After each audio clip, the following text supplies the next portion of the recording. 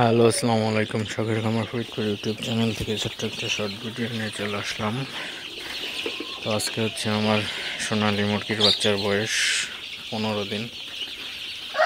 তো আজকে ওয়েদারটা মোটামুটি ভালোই, একদম গরমও না একদম ঠান্ডাও না, পারফেক্ট একটা ওয়েদার আছে আজকে। তো বাচ্চাগুলো মোটামুটি ভালোই সুস্থ আছে সবগুলা। তো গতকাল ওয়েদারটা একদম ডাউন থাকার কারণে বাচ্চাগুলো একটু সমস্যা হয়ে গেছিল প্রায়। তো তারপরে আজকে মোটামুটি ঠিক হয়ে গেছে। তো মুরগি পালনের সবচেয়ে প্রধান একটা কারণ হচ্ছে ভালো মুরগির বাচ্চা যদি পালন করতে চান অবশ্যই সেটার ওয়েদারটা ঠিক রাখতে হবে।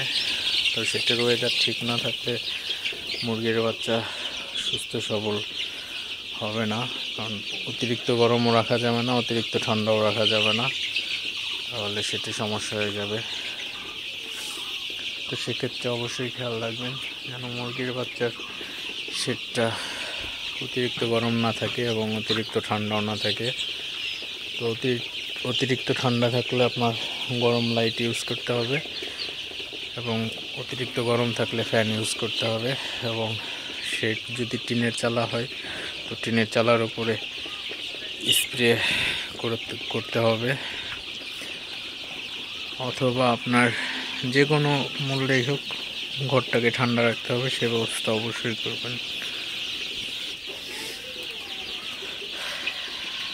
তো আপনারা দেখতে পাচ্ছেন মুরগির বাচ্চাগুলো একদম ঝরঝরা আছে, সবগুলা বাচ্চাই ভালো আছে, সুস্থ আছে।